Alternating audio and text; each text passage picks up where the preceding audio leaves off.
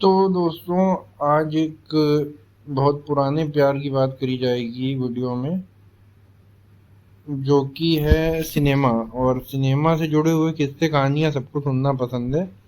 और मुझे कुछ पर्सनली जो किस्से मिलते हैं, मैं वो सोचता हूँ कि उन्हें ऑडियो पॉडकास्ट के रूप में आपसे शेयर कर दिया करूँ।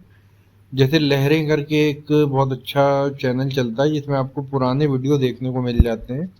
तो उसी तरीके से एक ये नया प्रयास मैंने अपनी तरफ से शुरू किया है, क्योंकि हम सब कहीं ना कहीं सिनेमा को पसंद तो करते ही हैं और हम प्रभावित भी उससे बहुत ज़्यादा होते हैं। भारत में दो ही चीज़ों को माना जाता है सबसे ज़्यादा, धर्म जैसा पूजा जाता है। साउथ में लोगों के मंदिर भी बने हुए हैं, तो वो सिनेमा ही है। तो वो कहीं ना कहीं जब सिनेमा की बारी आती है तो हम ये भी जानने में दिलचस्पी रखते हैं कि लोग जो सिनेमा के पर्दे पे हमें दिख रहे हैं या जो काम हो रहा है वो कैसे हो रहा है, और उससे जुड़ी हुई जानकारियां भी हम हमेशा जुटाने की कोशिश करा करते हैं। आज का जो किस्सा मैं लेके आया हूँ वो महिमा चौधरी का है, जिसमें कि आप से आप समझ सकते हैं ये ओरिजिनल नहीं है, मुझे भी कहीं से प्राप्त हुआ है, मैं आपसे बस शेयर कर रहा हूँ।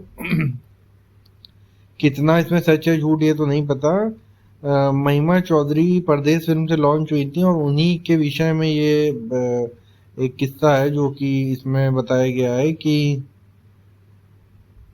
महिमा चौधरी ने आमिर खान के एक साथ टू एड शूट किया था, शायद कोका कोला का ही था वो एड शूट। और उसमें उन्होंने बताया कि कैसे उन्होंने अपने विषय में जानकारियां बहुत सारी उनके विषय में चला करती हैं। और जो सुभाष घई थे उनको एम नाम की हीरोइनों ने उन्होंने कास्ट बहुत करी थी, और मनीषा हो गई, माधुरी हो गई। और उसके बाद इनका भी महिमा चौधरी का नाम भी महिमा इन्होंने खुद ही सजेस्ट किया था, ऐसा बताया जाता है।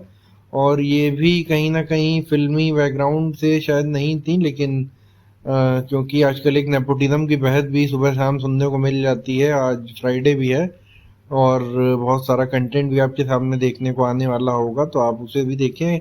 कुछ समीक्षा करने की भी कोशिश करूंगा चीज़ों की, जिससे कि मैं अपने पुराने प्रेम की तरफ वापस लौट पाऊँ।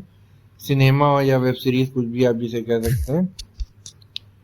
तो बताते हैं कि मॉडलिंग एजेंसी के संपर्क में इन्होंने मतलब पहले काम किया था, और इनका जो पहला मतलब स्क्रीन अपीयरेंस था वो 4 साल की थी, तब इन्होंने स्टेज पर किरदार निभाया था। नाटक एक स्कूल में हुआ था इनके, उसमें बंगाली बहू बनी थी। तब इन्होंने कभी नहीं सोचा होगा कि एक दिन वो वक्त आएगा जब ये दुनिया उन्हें जानने लगेगी। रितु चौधरी उनका असली नाम है, और उन्होंने अपने जीवन में जो मतलब 7वीं क्लास के बाद महिमा चौधरी को स्कूली नाटकों में लड़के के किरदार निभाने की जिम्मेदारी मिली थी।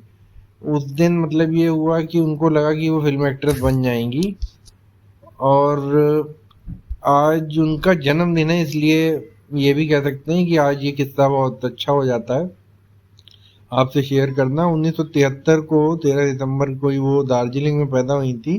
थोड़ा सा उनका चिंकिश लुक है, जिसे आप कह सकते हो north eastern kind of look, ऐसा वर्ड उन्होंने खुद ही यूज करा था, मैं नहीं यूज कर रहा हूँ। किसी को किसी के लुक के अपीयरेंस के हिसाब से नहीं जज करना चाहिए। वो अच्छी एक्ट्रेस हैं और मुझे तो अच्छी ही लगती थी।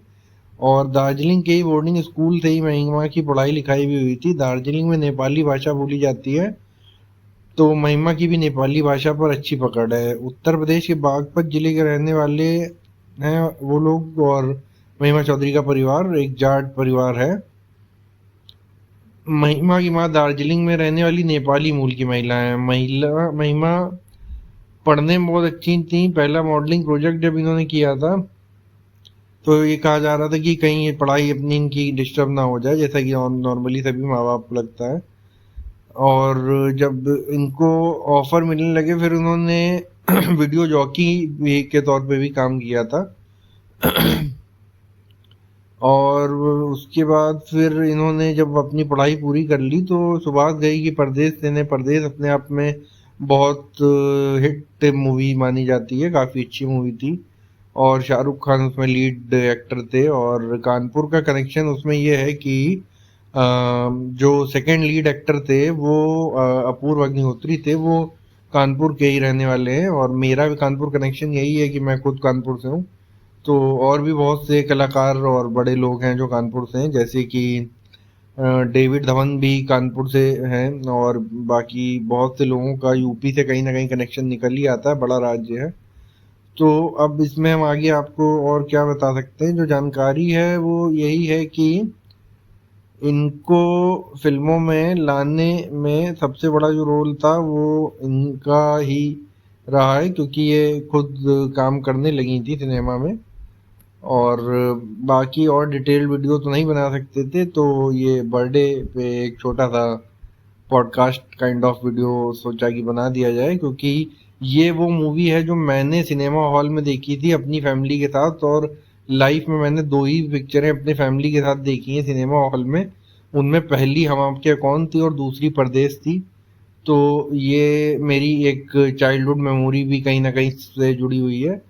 तो ओवरऑल ये वीडियो महिमा चौधरी को हैप्पी बर्थडे विश करने के लिए भी एक तरीके से है। और मुझे पर्सनली वो पसंद है। और आजकल वो बहुत एक्टिव नहीं है, वेब सीरीज में भी नहीं दिख रही हैं, टीवी पे भी नहीं है। और बाकी देखते हैं, शायद ओटीटी जिस तरीके से बढ़ रहा है उसमें कहीं ना कहीं किसी दिन उनको भी आप किसी नए सीरियल या कहीं पे देख सकते हैं। Okay, thank you for this listening. Particularly this one is for cinema, and I will bring more content on this particular aspect. Thank you guys.